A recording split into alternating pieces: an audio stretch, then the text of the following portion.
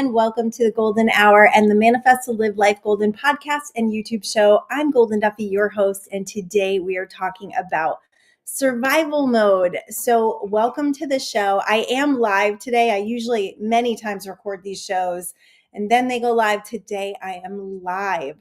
So hello to my live energy. It's pretty off the charts today. It is a rainy day here in California, so I got my warm love sweater on.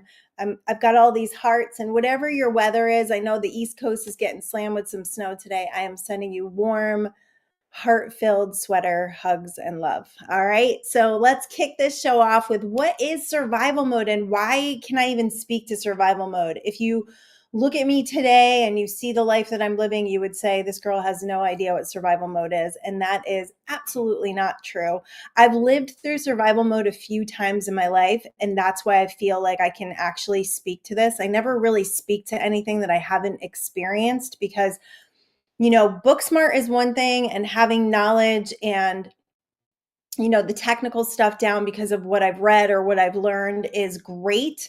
But in order to really teach, I feel like you need to have experience. So the experiences that I've had have really shaped who I am. They've shaped a lot of my teachings, and they help me to have this conversation with you. So survival mode really is when we're at a place in our life, and it could be with any experience. So it could be finances, it could be your physical health, it could be your relationships, it can be your spiritual health. You're in a place where you feel somewhat powerless and you're doing whatever you need to do just to get through the day. So you're kind of up against it. You're living maybe paycheck to paycheck.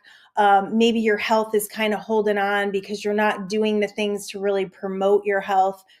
All of these things are because, and this is, remember, we have to let go of victimhood to create anything in this world. We have to let go of victimhood. All of these things are being placed in your experience for a very important reason. And the most important reason is to get you to realize that what you are doing is conducting, that what you are doing is contributing to the life that you are experiencing. So we can't change anything unless we take responsibility for it and own it. I'm going to wipe my camera off because that gets gross from being around town with me.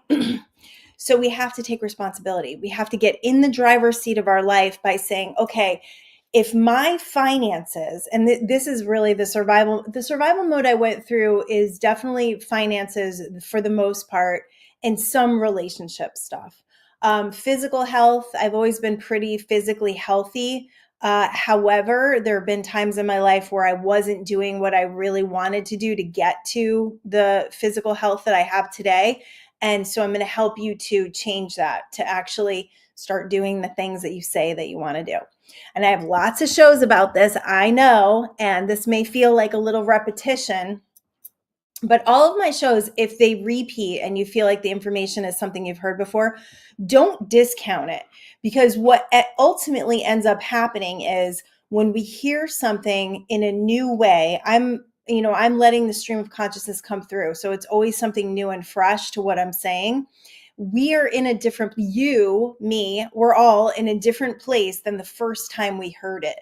So we can apply it differently. We can receive it differently. And that's why I really believe in promoting a couple of the shows in the same energy field, in the same subject matter, but never in the same energy field, just the same subject matter. Yeah. I'm like, nope, we're not in the same energy field. We're in a totally different energy field than a show I may have done, last year about this.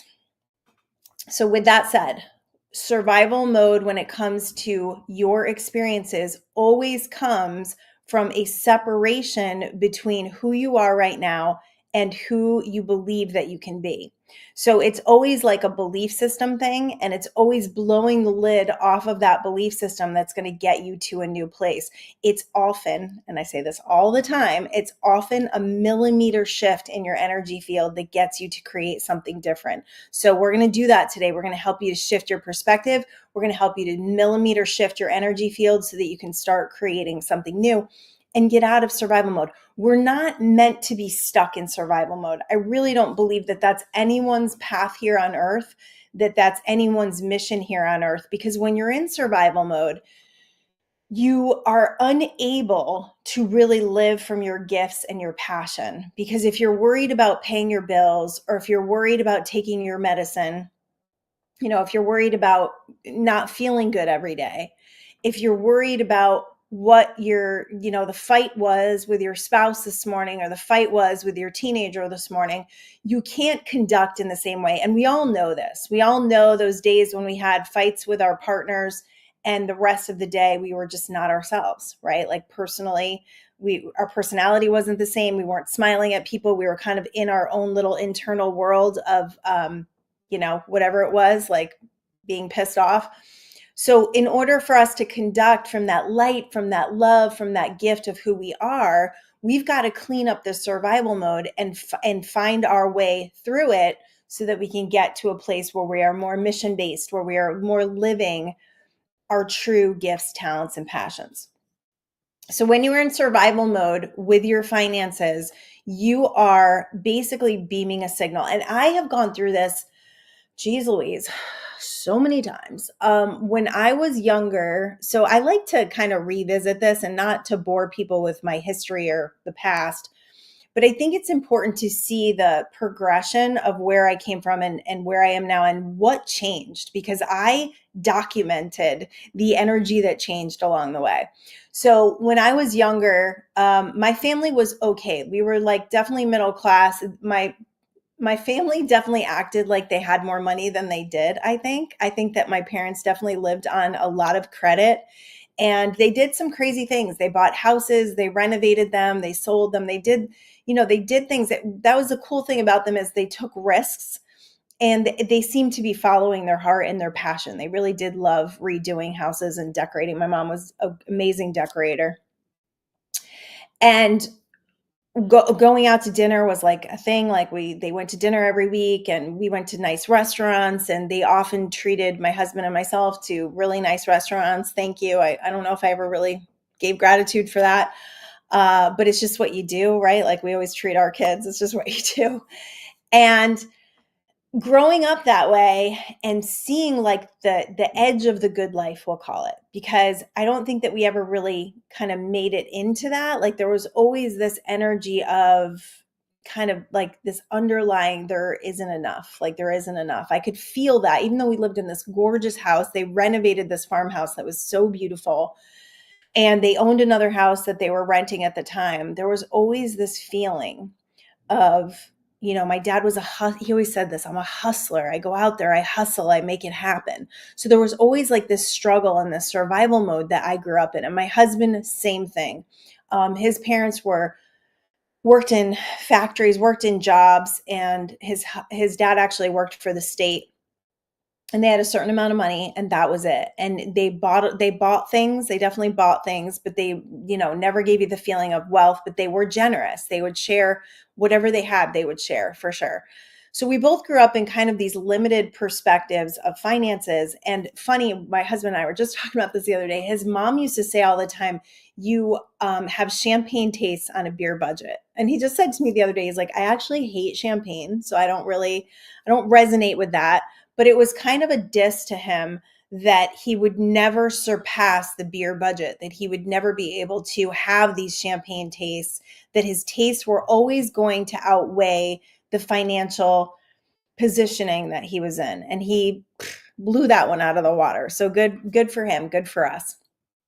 So growing up that way, you have to look at, what did you grow up in? What were the survival modes that you grew up in? Were your parents, financially in survival mode? Were they in relationship survival mode, where they were like barely getting along, barely speaking, having affairs, those kind of things? You have to look at those things, because they will often set up your survival mode as you move forward. And that is your growing edge. That's where you grow from.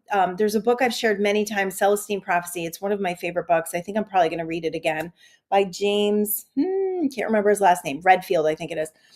And they talk about the control dramas that were set up when you were younger, and how you navigated your parents' control dramas, and that created the control drama that you are. And it was all in an attempt to manipulate energy from each other. It was all to pull energy from each other because no one was harnessing energy themselves. Now, this is a fiction book, but I'm telling you, it was channeled. Like, it feels like such truth to me that I have taken it on, and I really, really believe it. And it's really helped me in a lot of different relationships and the way that I conduct myself. Super helpful book. But when you're looking at that, when you're looking at your childhood and how you grew up, maybe you had an unhealthy parent, or maybe this actually happened in my husband's family. Maybe one of your parents was a hypochondriac and put a lot of illness on you, and then you were constantly seeking medicine and medical help, and always not feeling good unless you had some sort of medicine in you, or maybe you turned to drugs. That's your drama of what you were born to grow from. You were actually picked, you chose this, you contracted this so that you could grow from it. So being in these survival modes and looking at it and going, all right, is this a survival mode that has created a cycle in my life, and then I don't know how to get out of it? This is really, really important stuff. When I was younger, my husband and I moved in together super young. I moved out of my house when I was like 17 because I went to college, and I moved into college. And then my second year of college, I actually moved in with my husband because my college was only 30 minutes away, and I was tired of I lived with 5 girls at college. Ended up getting pregnant that year. So I'm in college. I'm working as full-time as I possibly can because we have rent to pay. My husband's working full-time. He had already graduated from carpentry school, and he was working in the field for like $8 an hour as like the cleanup guy. And, we're doing the best we can, but we're like barely making it, just barely making the bills every month and working as hard as we can. And now we have a baby coming, and it's crazy. Like, it's literally crazy. And we don't have really no financial support whatsoever from any of our family members other than like gifts at birthdays and things like that. So as we go through, we get into some trouble financially as far as like not being able to pay bills. So I remember like our electricity was going to be turned off and all of these things. And then my husband starts working, harder and smarter, and starts working for better people. And he starts incrementally increasing his income. And then we have another baby. We get pregnant again, have another baby. In the meantime, we had gotten married, and the way that we got married was pretty cool. We literally counted our change, and that's how we came up with the money to get married. And my parents actually paid for the caterer because my dad had a business relationship with a catering company. So they catered. We did it at the firehouse, which was super cheap. And I found my wedding dress for $75 in an antique store window. True story. And literally we were going wedding dress shopping, and we drove by this antique store, and I saw this dress, in the only dress in the whole store, saw it in the window, went in, tried it on. It fit me like a glove, like it was made for me. And I paid in quarters, no lie. So we were up against it. When we had our second baby, I decided not to nurse. We were giving her formula. We had to scrape change to get formula. There were times when we lived on pasta. I mean, these sound like, like unreal stories that your grandparents tell you, but they're true. There were times in the winter when my husband didn't have work, and he would go and literally walk on the side of the road and collect cans. And a gentleman saw him and gave him a job because he saw him doing that, because he was like, that is getting out there and getting and doing what needs to be done. He also found all this stuff on the side of the road. It was like a collection of like stamps that were worth money, a fur coat. He found all these things. It was like gifts from the universe to help us to pay for food for our kids. Like, that's how, because once I had the second one, I wasn't working. And then I started waitressing. And then we started to do a little bit better. At least our bills were getting paid. We didn't have extra money, but at least our bills were getting paid. So we ended up moving into a home and doing better, but still living week to week. Like, I still remember doing like bouncing checks. I've never been good at math, and just like balancing a checkbook and remembering to write everything down. I'm so grateful for our online system now that I can keep track of things, because I was never good at that. And they don't even really teach you how to do that in school, like to balance that and to figure that out. So I remember really living up against it. And then once my husband started his own business, then things started to really morph and change. But I remember in those moments, I remember not having air conditioning, being pregnant with my third daughter, and being like, this is so unfair. Like, this doesn't even make sense. I remember visiting people who were super wealthy that my daughter was friends with, and they had this beautiful pool, and they had, central air conditioning, and they had this gorgeous old house. And I was like, I want that and I deserve that. I remember saying those things. Why not me? Why can't I have that? I want that. And I am determined to have that. And this was before I knew anything about law of attraction. So once I started to shift that, that's when things really started to shift in our lives. And my husband started to get jobs, like side jobs, and he started his own thing. And we really started to increase the income that was coming in.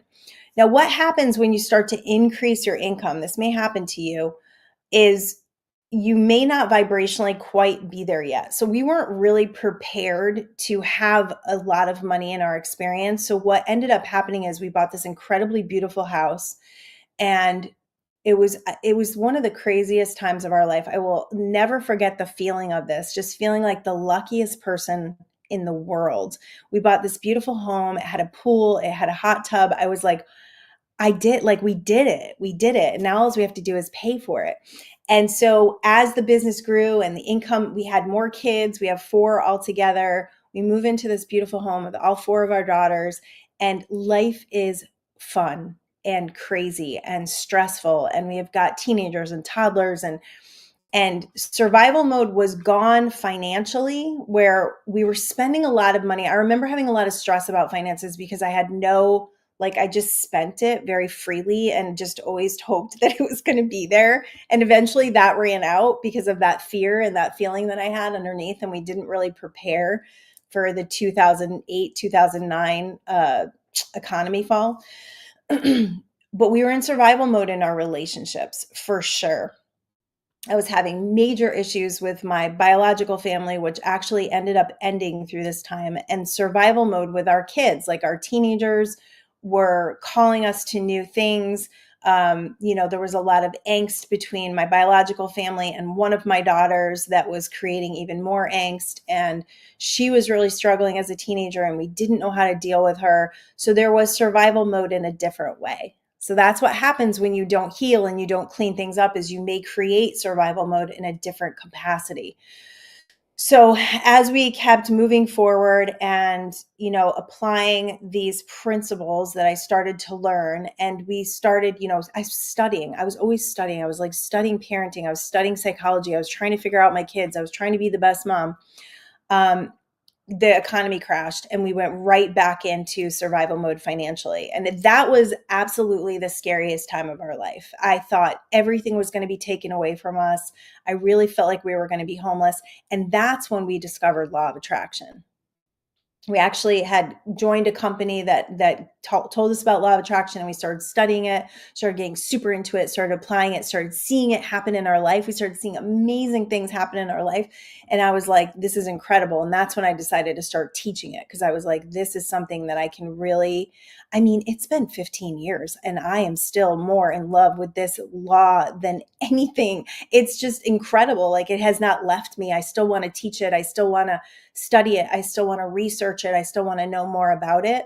And I'm pretty good. Like, I'm pretty good at manifesting, but we forget these things. So we need these reminders. We need to keep this at the forefront of remembering.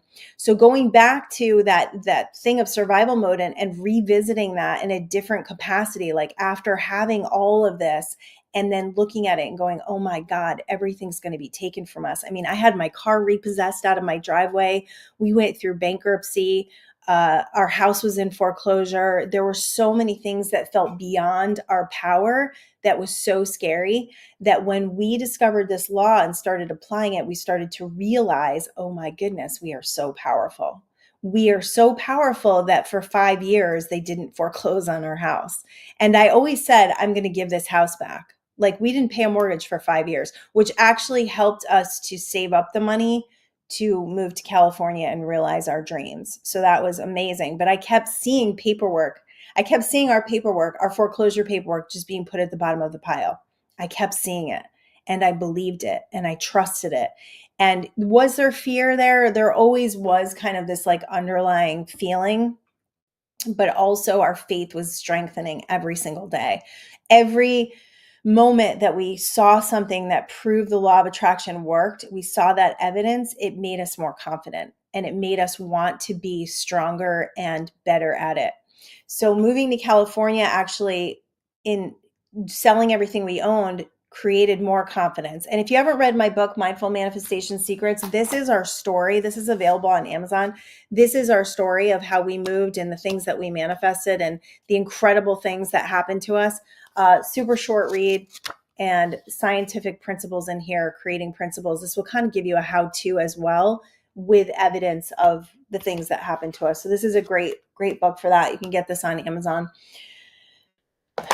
So fast forward, we get to California and then we hit survival mode again because we didn't have enough money to cover our bills and my husband didn't find the right position when we first got here. So here we are again, not being able to pay our rent, freaking out for a minute, and then getting in solution mode, like literally taking our power back so strongly and deciding that abundance didn't come from money, that abundance came from living in a place that we absolutely loved. You know, we would go and see the sunset every day because the sunset just assured us that we were in the right place, that beauty of the sunset was why we were here and we didn't come here to fail. So that just kept strengthening our resolve. And then miracles along the way. We had so many miracles. We had like a $2,500 check come from our mortgage company that we hadn't paid in 5 years for some insurance. Like crazy stuff like that happened again and again and again. And we call that mailbox money. And we love a good dose of mailbox money. So in that, we get through that little bit of time and we knew that we just had to keep going. That was kind of our mantra. Everything always works out for us and we just have to keep going. So then I started doing some energy work with people and that started to kind of pick up the slack on the finances. And then my husband got his license and gangbusters ever since. But I remember there was a time we were living in an apartment and we ended up moving into a home that I wasn't crazy about, but it was a home and I was good with that. And I remember that we were kind of struggling to pay the rent. We were back in that survival mode and every month it was a little bit of a struggle to pay the rent. And when we looked at the house that we live in now, it was more money than the one we were living in. And, you know, logically, you're like, how can you guys move to another home that's more money? And I was working with an energy healer at the time, and she was like, you got to up level. This is all about the up level. And I was like, okay, I'm here for it. We're going to do it. We're going to risk it. We're going to, you know, believe in ourselves and it's going to happen. And we moved from a $3,100 a month home into a $3,650 and never, we've lived here for 5 years. Now the rent is more because they keep increasing it. We have never struggled to pay our rent since we've lived in this house. And I really do believe it's a testimony to loving the space we live in, being surrounded by everything we love, having a beautiful backyard, really just being worthy of this, being worthy of where you're living and what you are experiencing, and no longer like pulling yourself away from that survival mode. So that energy of survival mode is there's never enough. And you're sending that signal every time you feel that way. When you get an unexpected bill and you get pissed off about it, that's the energy that you're sending. When you pay your bills and you're pissed about the bills taking all of your money, you're sending that energy. So instead, if you could be grateful, like, I'm so incredibly grateful that I have the money to pay this electric bill, even if it looks like it's the last money that I have, because you have to convince yourself that more is coming all the time, because more is coming. Money is a flow of energy that wants to flow to you, but it can't flow to you if you're not in receiving mode. So receiving mode is kind of the opposite of survival mode. Receiving mode means I'm open to receive. I'm in full faith and trust that things are working out for me. So if we were to take it in relationships, your survival mode in relationships is often because you don't have boundaries. You don't have boundaries with people, or you're in a situation where I've kind of done a cleanse of my life. Again, I've done this several times.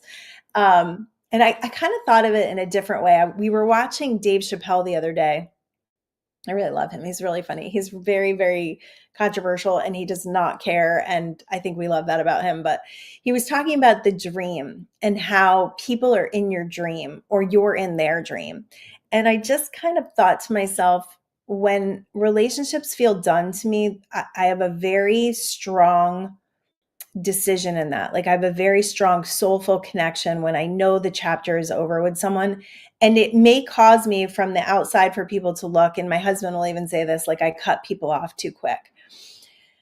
I don't feel that way. I really know when something is done. I really know when that chapter has served me and them, and I just don't want to be in the dream with them anymore. So I thought about it that way. But often what happens in survival mode with relationships is we keep continuing to give to people where there's an imbalance of energy. So either you're giving too much and there's no exchange, they're not giving back to you, or you're taking too much and there's no exchange for you back to them. So that is probably the number one reason we get in survival mode with people is the energy exchange is off.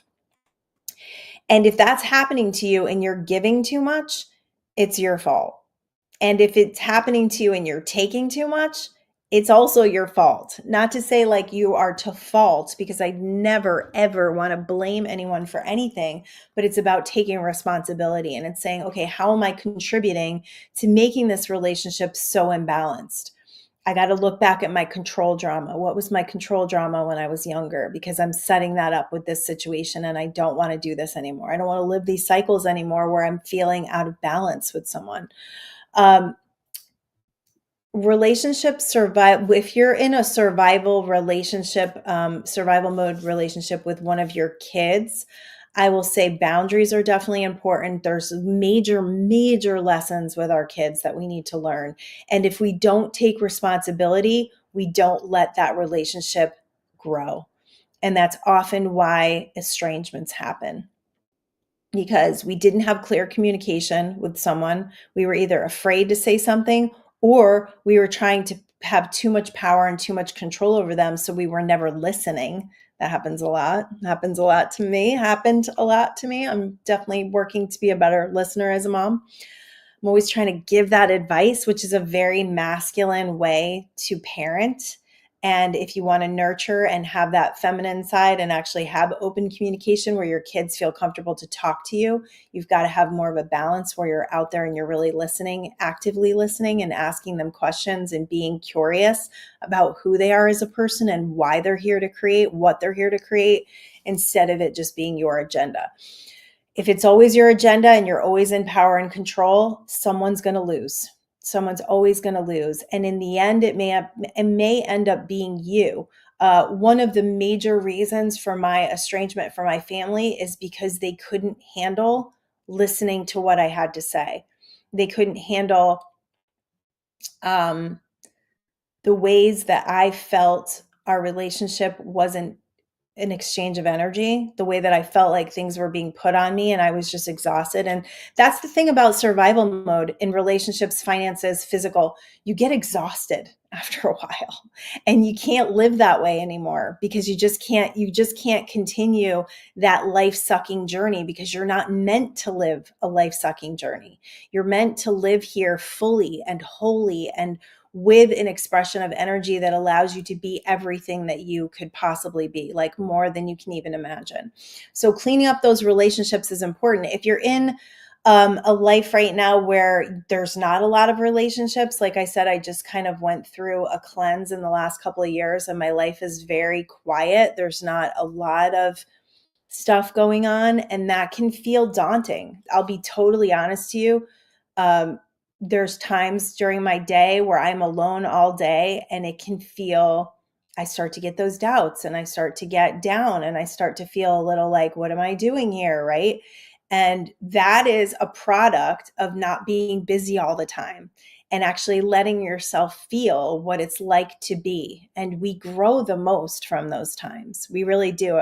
There was a quote the other day about something about women who, and this could apply to men as well, who decide to live alone, how they become very emotionally intelligent because you learn to live on your own. You learn to live okay being without constant distraction or having to feed somebody else's needs, and you learn to kind of take care of yourself and put yourself at the top of that list.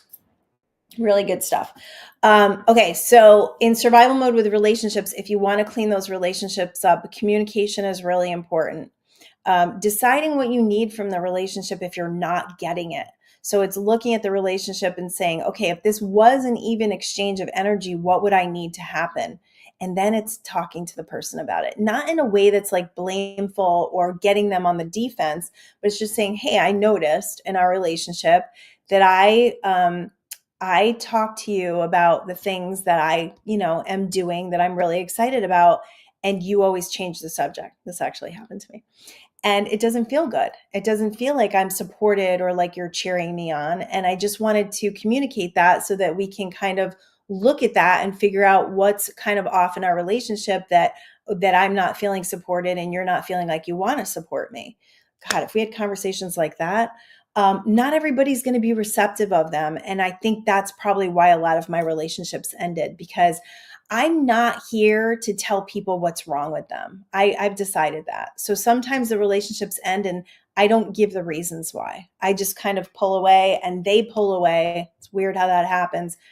And then the relationship ends without really the closure or me needing to tell them what they did wrong. I'm not here for that. I'm here to cheer you on. I'm here to tell you how amazing you are. And if what you're doing with me doesn't work for me, then that's my thing. And I need to move to a place where I'm feeling better and letting that situation or relationship go. So there may be relationships you need to let go of, or that you at least need to communicate to work better on them. When it comes to your physical health, there's very much Greg Braden and Bruce Lipton do amazing videos about the body's ability to heal and how our body is a healing mechanism. Our cells replenish every couple of days. Do your research to change your belief systems about whatever you're experiencing in your physical body, because everything is potential to come back from. Even the things, I don't love labels. It drives me crazy when doctors label and tell people that they're going to get cancer in 10 years, or they're never going to get better, or this thing's never going to go away, that they'll always have it. It's dormant in their bodies. I have helped so many people heal from Hashimoto's and Lyme disease and things that they were told are autoimmune diseases that they would never overcome. I have a friend, Dr. Benjamin Bajulis, his name is. He's extreme. He's actually been on my show back, it might have been season 1. He's really extreme. He's like a fruitist. Like he just eats fruit, but he has healed so many people with his program. So I've seen it. I've seen we've seen people miraculously heal from cancer. Anita Morjani is one. She had 80% of her body was full of cancer, and she died and came back to tell her story that we are powerful, that we have the ability to heal our own bodies. So that potential is always there for your physical being. If you're in a situation where you're not in good health as far as like what you're doing for yourself, like you're not eating right, you're not exercising, you're not, spending time away from the TV or the phone or whatever it is that's causing you to be so distracted from doing what's right for you. You're never spending time in nature. You're never getting your feet on the ground. All of those things will absolutely affect your physical well-being. So it's about paying attention to that and saying, I matter.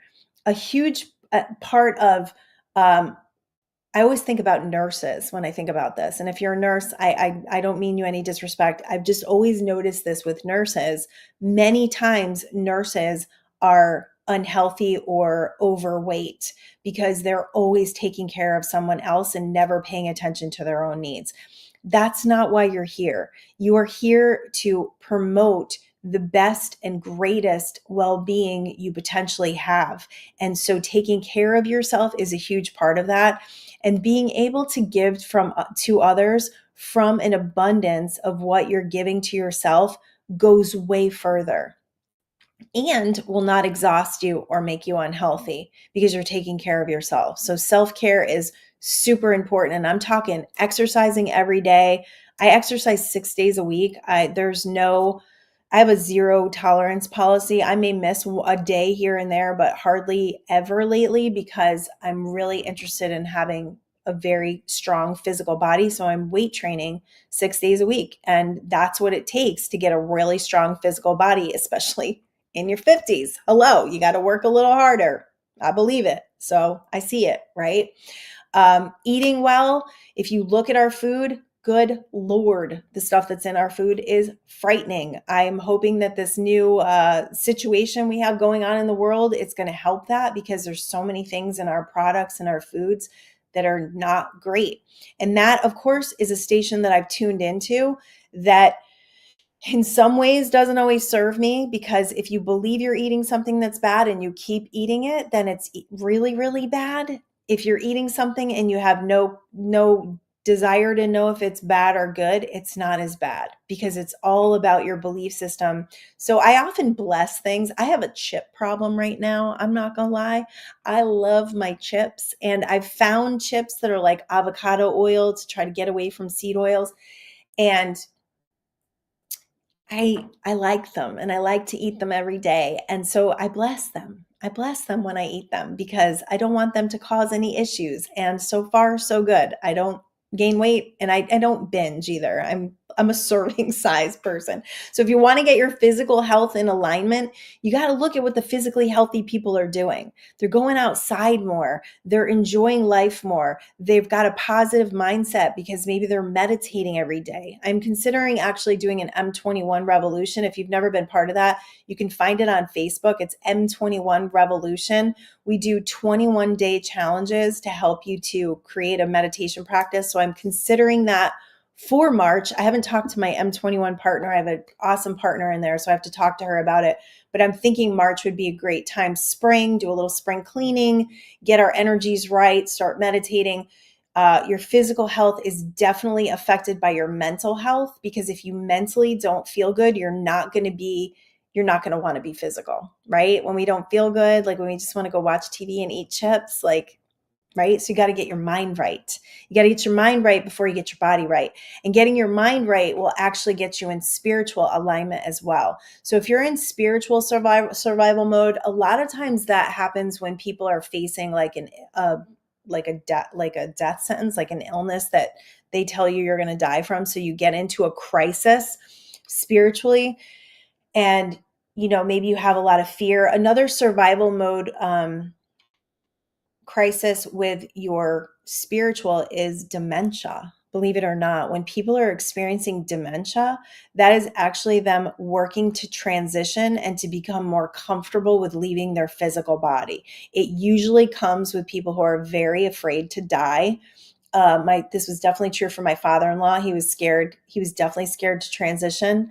And so he ended up with Lewy body dementia. And thankfully, he only really lived for a year with that.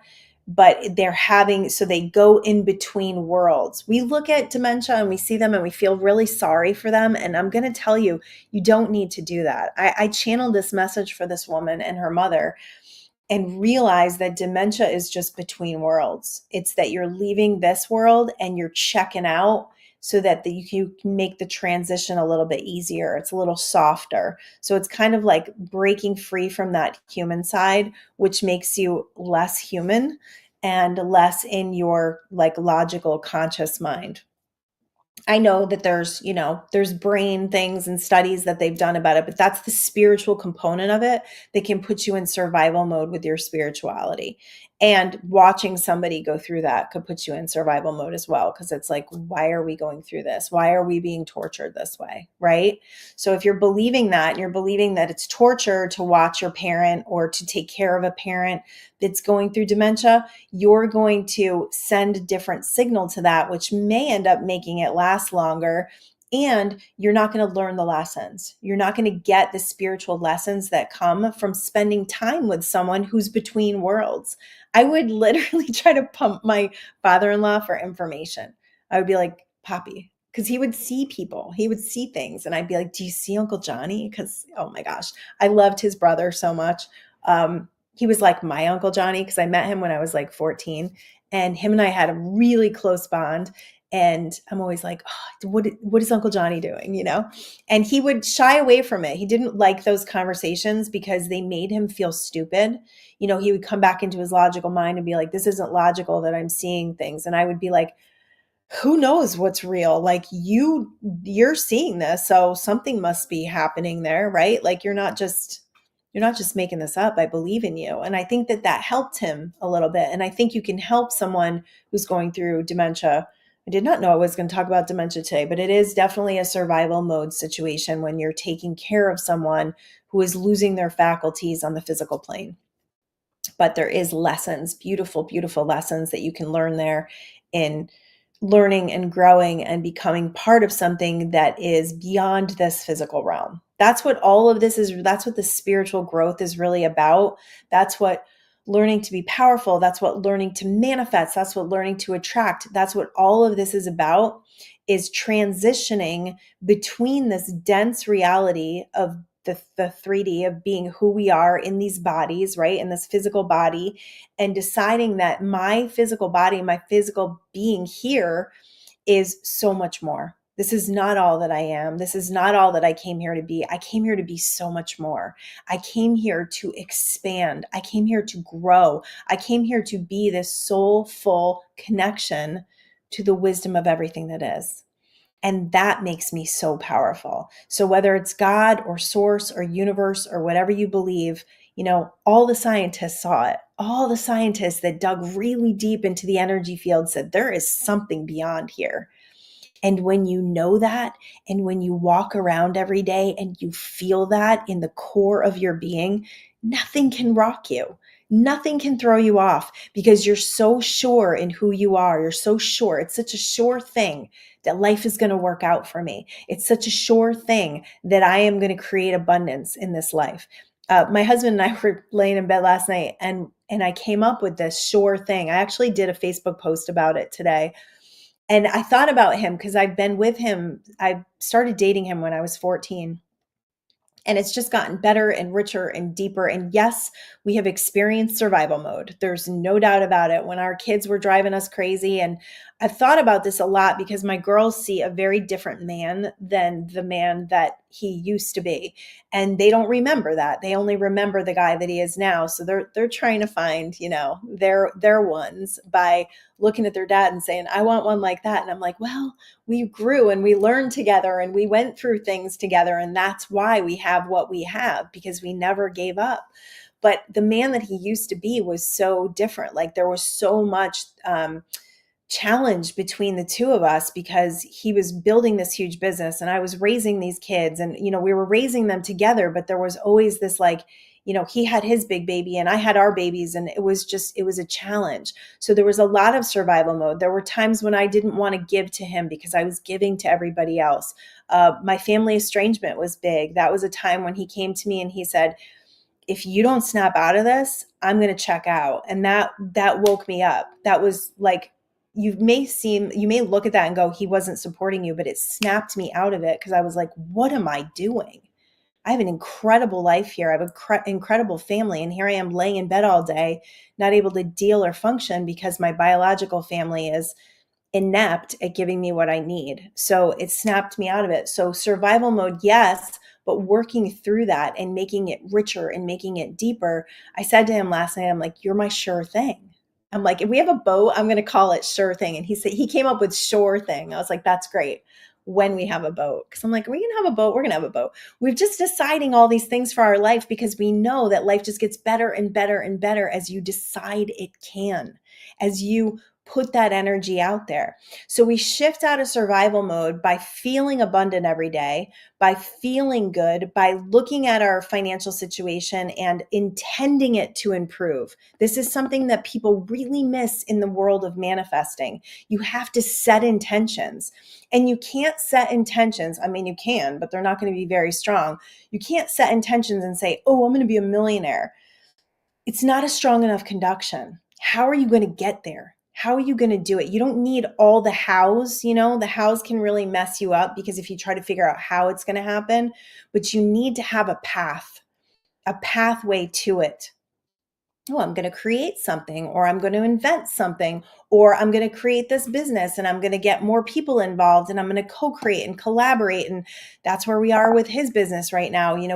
We've got this ceiling right now that we've always had, and it's about 3 million a year. And we've decided and we found out that it's actually a breaking point in business, that we can surpass this by doing certain things. So now we have a plan, we have a program that we're putting in place, and we've got systems that we're setting up. We're at the beginning of this and it can be a little daunting, but we're a sure thing. Like when we put our minds to something, we decide something, incredible things work out. And I have things to share about that, and I can't totally share right now, but we have a really, really exciting person that we're meeting with next week who's from a different land, who's coming to talk to us about possibly partnering in this business. And I'm really, really excited to share. But until it unfolds, I can't give you all the details. But it's exciting. It was like one of these manifestations where you're like, you can't make this shit up. It's like when you put it out there and you set strong intentions and you say, this is the way I want things to go, and we're doing this, and these are the things, the actions we're going to put in place to get there, the universe just conspires with you and sets things up. But without the intention, nothing happens. Without the action, nothing happens. It's like still water, right? This wave behind me, it's not really doing anything if it's just like flat. And if you're feeling okay and you're feeling met every day, you're not having a very strong conduction to create abundance in your life. Because, abundance is a high vibration. Love, gratitude, all of that is a really high vibration. And if you're near the lower fields of vibration, where you're just waking up every day and you're like, I saw this video yesterday and I sent it to my whole family. It was so funny. And it was a guy from, I don't even know who it was. Could have been Neville Goddard, like one of the old time speakers, motivational guys. And he was talking about when you lay in bed at night and you say to yourself, like when you go to bed at night, Neville Goddard has a lot of this stuff in his books. His books are very dense though. He talks about the marination overnight. So when you visualize, when you believe something, when you tell yourself something before you fall asleep at night, it allows all night for that energy to marinate within your system and really become a manifestation the next day. So he's like, when you lay in bed at night, say, I am waking up feeling terrific. I am waking up feeling terrific. And then it's like, tomorrow is going to be the greatest day. I'm going to have the greatest day tomorrow. And then he wakes up in the morning and he's like, I am terrific. And he says it like 5 times. And it's so funny. Like it made me laugh out loud. So now we have this thing in our house where it's like, my daughter came down that morning. She's like, how are you feeling? I was like, terrific. And she was like, wow. Because usually I'm just like, I'm okay. How are you? It's like, I am terrific. Like just saying that kind of gives you a boost of energy. So what are you conducting? What are you deciding for yourself every day? A lot of times the circumstances of the day, like knowing what I have to do that day, will create the feeling, right? Create the feeling. So you let the circumstance create the feeling instead of creating the feeling, which would create better circumstances. Make sense? So instead of letting your day, like I got to go to work or I got to pick this kid up, or my daughter on Mondays, it cracks me up. This stuff cracks me up because oh my God, did I live this life for so long? On Mondays, she's got like a really tough work day and she's got the gym and then she's got to go get her daughter and they have to go to gymnastics, and like Monday's this really full day. And she's like dreading it. And I was like, honey, like this is it. I used to do that every single day. It was like the kids would get out of school and we'd hit the ground running and we'd go to ballet and we'd do this and we'd do that. And we'd go to choir and, lacrosse and swimming and all the things that they did. And when you dread it, you dredge the energy, like you drag the energy around when you dread what you're going to experience that day. So instead, if you set the tone the night before and say, I am waking up feeling terrific. And then the second you wake up, you're thankful, you're grateful, you get out of bed and you're like, I am terrific today. So my husband asked me this morning, we were laying on the floor of the gym stretching, and he was like, do you feel terrific today? I'm like, I feel terrific. And it just gives you that little boost. So if you really want to create an abundant experience in your life with passion and joy, you've got to start it. You got to start that engine. Nobody's going to turn that key for you. You've got to be the one to do it. And walking out of survival mode means walking out of experiences that are pulling you down, that are making you feel powerless, that are making you feel unworthy. Everything is about the signal that you're sending to it. So even your job can be an experience that is shifted just by how you feel about it. If you're in a job that you don't like, every single night before you go to bed or when you wake up in the morning, write everything down that you love about that job. Maybe it's the beautiful drive. Maybe it's your little desk that you get to like have all of your personal pictures of your family at. The littlest, tiniest things, that's what will shift it. And you can do that in every relationship. You can do that with your financial picture. You can say, I am so grateful that I always have more than enough. Create these things to interrupt the old stories, which is there's never enough. I'm fearful. There's always bills. I remember saying things like, something's always there to take our money. Man, you got to change that one. Or I can't afford it. That is such a negative signal to send to more money, is I can't afford it. It's like, nope, don't give me any more money because I'm not going to spend it because I can't afford it because I don't have it. Think about what you're doing internally. Think about what you grew up with, what those foundations were in those survival modes that were put in place. It's really going to be helpful for you. I just want to share something. I meant to do this at the beginning of the show. Here's a little QR code to support the show. So if you've been watching the show for a while or the show is really benefiting you, this is a little thing you can do. I have different tiers. One's like $5 a month, one's $20, and I think one's $100. And there's different things, there's different benefits to each tier. But honestly, it's about exchange of energy. So if you've been like really experiencing the show and it's changing your life, like $5 a month would really, really impact how you receive things because you're now being a part of this and you're helping to fund the show. So I don't want to do ads. I'm going to start sharing some favorite products that I have just because I've done a lot of research on products and I know which ones are not being greenwashed, but I'm not going to make this like a commercially show because I can't stand commercials. They drive me crazy. But this is a way that you can support the show, support what I'm doing, help me to feel like, all right, people are listening, people are engaged, people want more of this. And we've actually decided that it's kind of a tithing thing. So we do this with the bands that we love. We always buy their merchandise and always buy tickets to go see them because we want to support them. So it's just how you can support somebody in their art form, in their expression here. And I would really appreciate it. It's not something that I've ever done before, but I decided this year that I'm going to get this show ramped up to the point where it's creating abundance for me in a way that I put a lot of energy into this and a lot of time and money. I have to, pay money to actually have a studio here. So it's a way to support the show and I would really appreciate it. And the other way that you can support me is by buying my books, which are on Amazon. Funny, my daughter, this actually I don't think was on Amazon. We just discovered this the other day and I believe it is now. But you have to put the whole title in, Mindful Manifestations, Daily Guide and Journal by Goldyn Duffy. This is an incredible hardcover book that has 100 pages of content. So Amazon labeled it as a low content book, which is ridiculous because it has that, but it also has so many journal pages that I think that that's why it's considered low content. So it's a great journal to set your intentions, to write them down because writing is the strongest form of focus. And then I shared Mindful Manifestation Secrets.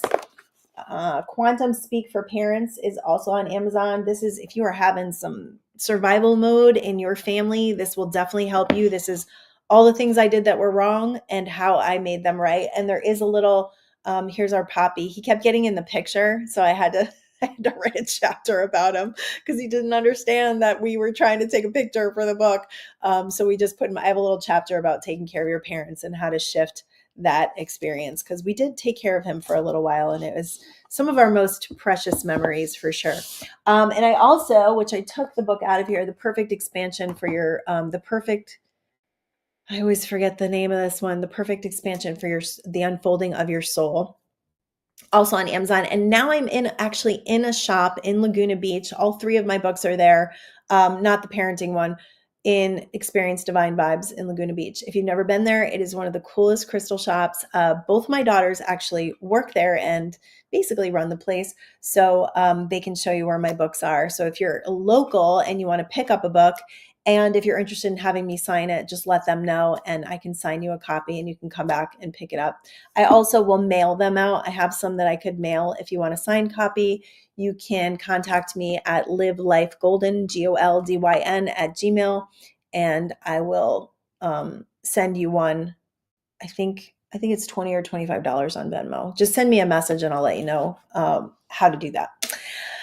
All right, you guys. Wow, this is a great show. I love when the stream of consciousness is so clear and I'm just able to just keep it running. You're talking for an hour straight to yourself in your room with your computer it's an interesting thing, but thank you for being here. I really appreciate the people that show up live. It really does help the energy field, I think, to become more and for all of us to co-create, co-collaborate in this life is why we're here. It's to be in these really amazing relationships that help us to learn and to grow. And that relationship could be the relationship between you and your body, the relationship between you and whatever you believe in, God, the relationship between you and your money, the relationship between you and your kids or your spouse or your partner or your friends. All of that is a collaboration that allows you to become more of who you are. I'll see you next time, you guys. Thanks so much. Peace out.